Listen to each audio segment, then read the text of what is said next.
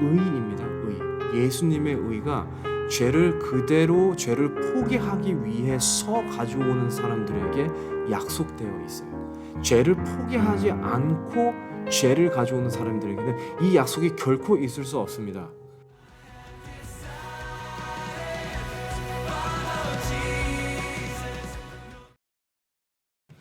안녕하세요. 오늘은 소그룹 17번째 시간입니다.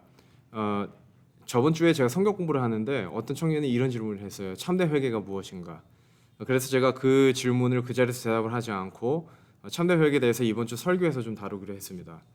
그런데 제가 이제 성경을 계속 쭉 읽고 있는데 그 주제가 흥미롭게도 이사야 1장 18절로 연결이 되더라고요. 그래서 오늘은 이사야 1장 18절의 내용을 저희가 같이 소그룹에서 좀 나눠보고자 합니다.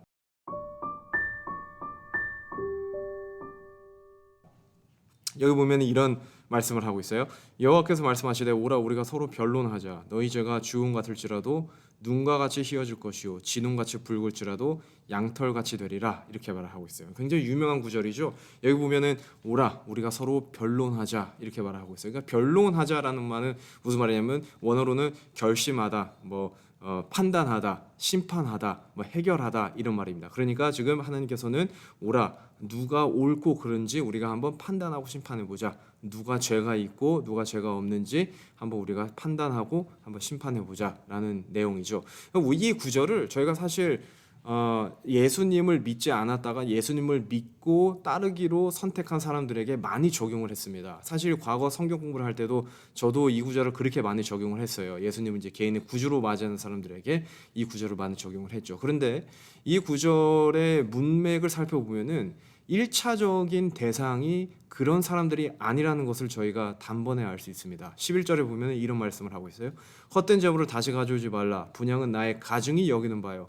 월삭과 안식일과 대회로 모이는 것도 그러하니 성회와 아울러 악을 행하는 것을 내가 견디지 못하겠노라. 이렇게 말씀을 하고 계십니다. 하나님께서 분명히 지금 말씀하고 계시는 대상을 설정하고 계세요. 여기 말하면 이 사람들은 분향을 할 줄 아는 사람들입니다. 이 사람들은 성소의 재물을 가져올 줄 아는 사람들이에요. 이 사람들은 안식을 지키는 사람들이고 이 사람들은 월삭과 절기를 지키는 사람들입니다. 이 사람들은 하나님을 믿노라고 공언하는 사람들이고 입술로 하나님을 선포하는 사람들이고 하나님을 따른다고 주장하는 사람들이에요. 이 사람들은 하나님을 모르는 사람들이 아닙니다.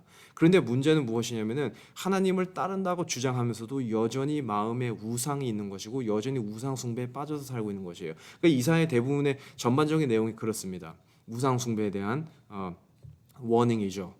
그래서 하나님께서는 이 사람들, 하나님을 따르지만 여전히 죄 속에 거하는 이 사람들을 지금 초청하고 계시는 거예요. 변론해보자 이런 말씀이죠.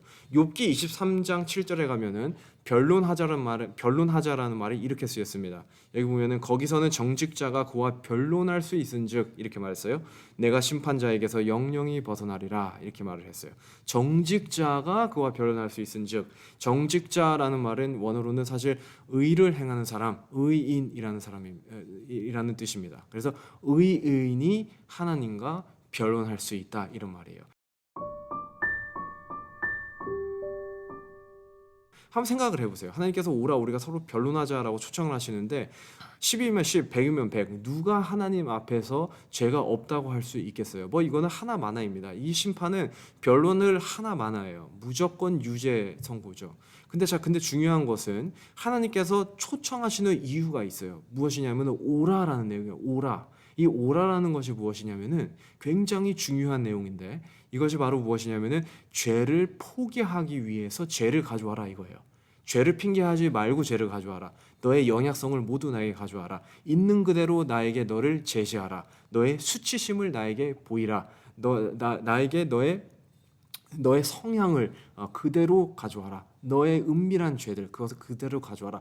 왜냐하면은 죄를 포기하기 위해서 가져와라. 죄를 포기하기 위해서 가져와라 이 뜻이죠. 이 사람들을 욥기에서는 의를 행하는 사람들이라고 표현을 하고 있는 거예요. 왜냐하면은 이 사람들에게는 이것이 약속되어 있습니다. 한번 들어보세요. 너희 죄가 주홍 같을지라도 눈과 같이 해질 것이요 진홍같이 붉을지라도 양털같이 되리라. 의입니다. 의. 예수님의 의가 죄를 포기하기 위해서 가져오는 사람들에게 약속되어 있어요. 죄를 포기하지 않고 죄를 가져오는 사람들에게는 이 약속이 결코 있을 수 없습니다. 하지만 죄를 포기하기 위해서 그 연약성을 핑계하지 않고 예수님 앞에 그대로 가져오는 사람들에게는 예수님의 의가 약속되어 있는 것이에요. 그래서 예수님께서는 상상복음에서 이 사람들을 가리켜서 말하기를 애통하는 자는 복이 있나니 저희가 의로를 받을 것이며 라고 말을 했어요.